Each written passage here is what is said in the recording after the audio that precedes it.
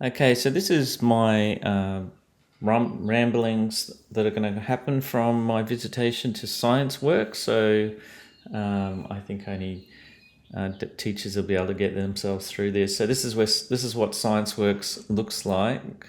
That's the website. You can see it's full of primary school kids, and that's where it is in Melbourne. It's $15, but it costs a lot more for the extra shows and stuff. So you've got to pay extra for the shows.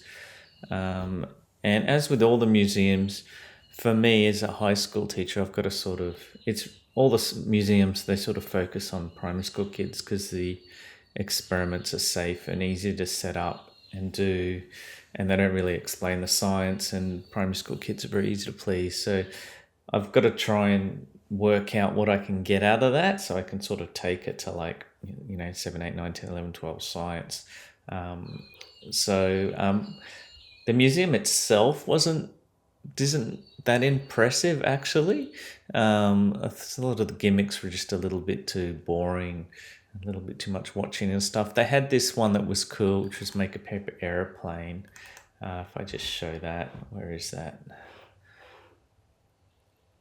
My computer's a bit slow, sorry. It's not going to make things nice.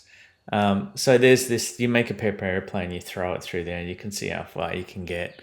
And I noticed that there were some people, that's the winning one here.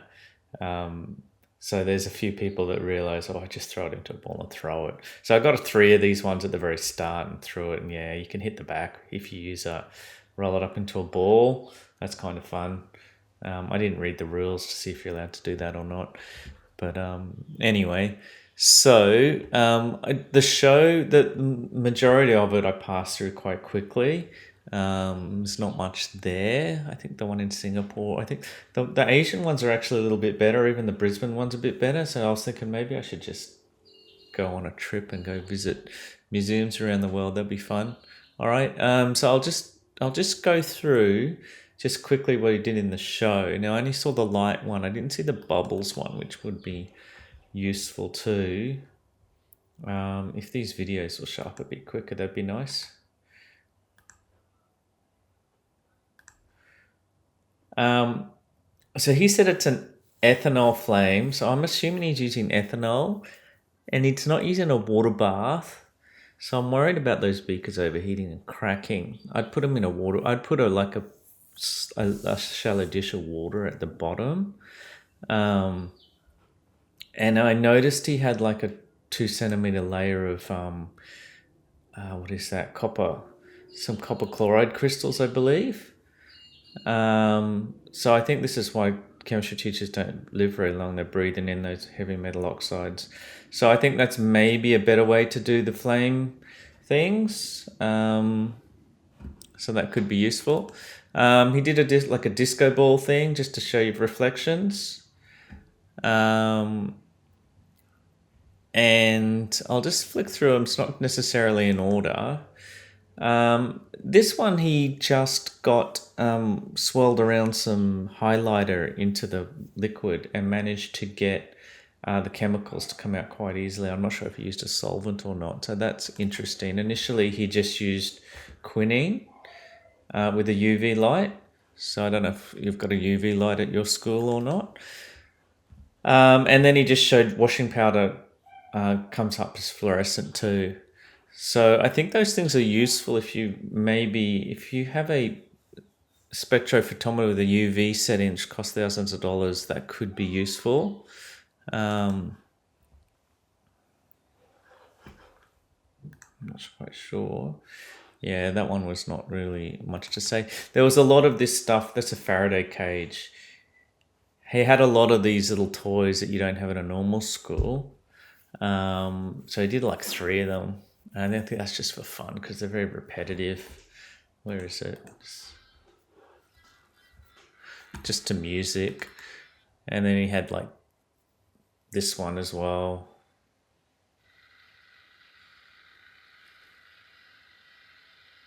Like there's a million volts. And it's a whole shed set up. So you don't really have the ability to do that sort of stuff. And he had a Tesla coil with 2 rods as well, with copper at the bottom, so I was going green.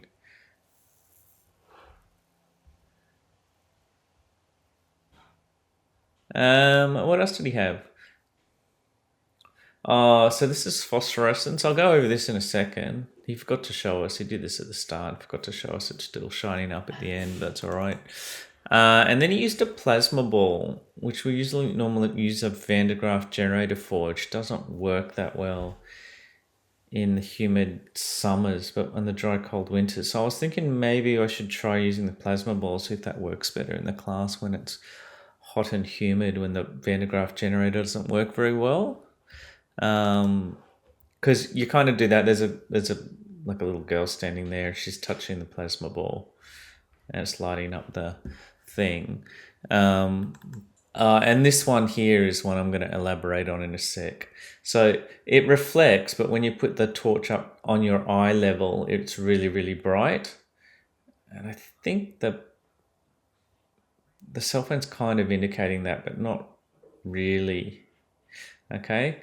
So that's all that was done. And so just the retro reflection thing I thought was useful. So that's where I actually started. I thought, well, what the hell is that retro reflective material? I've never heard of that before.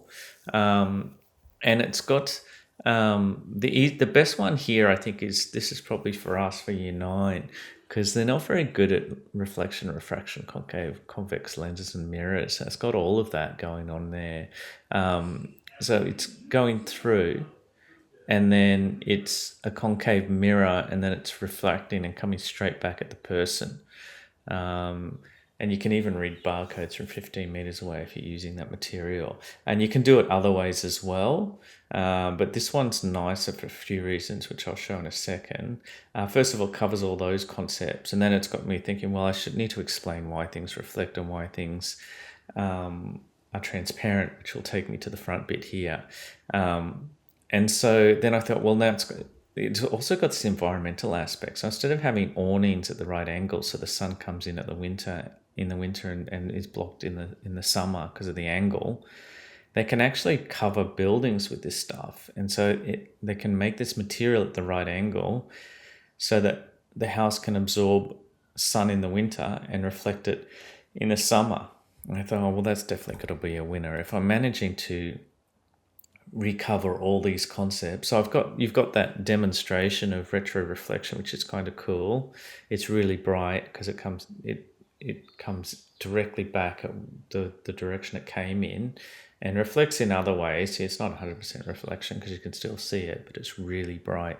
And then you can recover all these concepts: transparency, reflection, refraction, and all the other concave, convex mirrors, etc. And then you can apply it to an environmental aspect. So I'm thinking, oh, that's definitely going to be something that's pretty good. My load this year is not this one. This is year 9 for us. So unfortunately, I'll have to remember that when I get year 9 next time, maybe next year. And then you don't want to go into the biology aspect of it because that's next level complexity, the way that proteins and photochemicals manage to do it, the very same thing. So organic molecules doing the same thing is next level crazy. So the reflection, refraction, all that sort of stuff, biology's learned many, many different ways to do it which is nowhere near as simple as just the physics simple analysis of it. So that's cool. So when I was thinking, well, I have to explain how that's going on, and I'm not going to use this one because biology uses a periodic change in the density of an organic molecule, and combining interference and destructive wavelengths. So it's sort of mad. So I'll leave that alone. But solid state electrical theory is pretty good for several reasons. Now, I felt like chemistry does a way better job at just telling you whether something's going to conduct electricity or not. Once you get to 11 and do a in-depth analysis on the bonding. But what we don't do is give it an actual value. And so the physicists look at just solid state chemicals, and they actually apply a value to it. So there's two really good things about band theory, is they quantify it, and then they can also explain that light, it's a substance is transparent if the band is large enough so that the light can't interact with the electron and move it from a valence shell up to a higher level. If it can't do that, then it's a transparent material. So chemistry doesn't really explain transparency. It explains colors very well, why things are different colors or change colors, but it doesn't quantify how much of an insulator or conductor it is, and it doesn't explain either and quantify whether it's transparent or not. So band theory is quite simple in that it's doing that. These values might change a little. I think I've seen 5 as a number or something. So something's transparent if the light photon doesn't have enough energy to interact, to be able to push that electron into a higher band. So if there's a larger band gap there between the valence band, which is where the electrons are, and the conduction band, which is a space for the electrons to move up into, they can't move into a non-shell area and have to be in a shell. If it can't do that, then it won't interact with the electron and the substance will be transparent. And they've actually got values for it as well. So that's not just conductivity, but it's also transparency or opaqueness. And we do actually in year 10 for the advanced class teach diodes and conductors. So we do sort of allude to this, but not explicitly teach the whole theory. So I'm doing that class this year. So I'm definitely going to be doing this, introducing this, if not for chemistry, even I'll think about that. And so you've got, metals that have these free bands that the electrons can move into, and then, values, electrovolts or even kilojoules per mole. So semiconductors are very close to metals. It's just a very small gap. All right. Whereas insulators, it's quite a large gap for the electrons to move into, which is a poor understanding. Chemistry does a better job at that until they start putting numbers in there, and then physics wins at explaining that. So I wasn't sure if that's true, because I do have certain chemicals that look crystalline and clear, but some of them are covalent, some of them are ionic. And I had a look at this, and this is to see whether that agrees. So I looked up the values, and it does agree. This is transparent or kind of transparent, semi-transparent.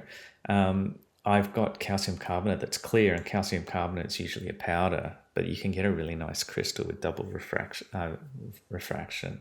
and that is 5, so it is clear, whereas the 3 is not. That's why it's white. And silicon dioxide and glass, just double checking that they're not making things up. Yes, they do have values greater than 5. So this video is very good, by 60 chemicals or whatever. And I thought that was rather cool. Should I introduce that into our allotropes? Because that is actually explaining why the conductivity of electricity we can do in chemistry, but it doesn't explain why one of them's clear and one of them's opaque. Whereas the band gap theory does actually do that. That's explaining the physical properties. So I'm thinking it's still relevant, and it is fairly simple, and it's quite powerful. So probably throw that into chemistry. Their explanation for metals is there's so many electrons for them to interact with that the light just reflected straight away. So you can see copper is like as good as a mirror, really, as far as reflection is concerned. Okay, and so I got that from here because I felt like, well, I have to explain everything fully. So why do I need to say that one's able to refract and then this one's reflecting? Well, I need to say whether it's the transparency of the material. I need to explain that too. And so then I had to, and really band theory is the one that does the transparency opaqueness. And that's year 9 as well, which I'm not doing year 9 this year. But it's still relevant to 10 advanced and year 11 chemistry, really. So I'm not sure where I'm going to put it in. I haven't worked that out yet. And then the last thing for reference was the fluorescence and phosphorescence. That he was using a UV lamp. So if you've got light probe, I don't think some schools can pay thousands of dollars. Like a colorimeter that does light is only a couple $100. But if you're trying to measure the UV one, you have to pay thousands of dollars for that. and don't think you let students use it. But if you've got a UV lamp, I don't know how much that costs, but it has to be pretty cheap, and light probes, you could do it as stations and still grab highlighters and do a standard curve and then measure the concentration of these substances. So there's that, you could do it that way as well. And I was thinking, and just phosphorescence is interesting too, because there's a spin state that changes, so it takes a lot longer for it to go back to the ground state. So it releases its fluorescence over a longer time, minutes to hours. I'm just thinking they're kind of ways to get around paying thousands of dollars for a machine, then you can still do fluorescence and phosphorescence and UV transfers and transformations of energy. Just keeping that in the back of my head. Okay, so that's what I got out of it.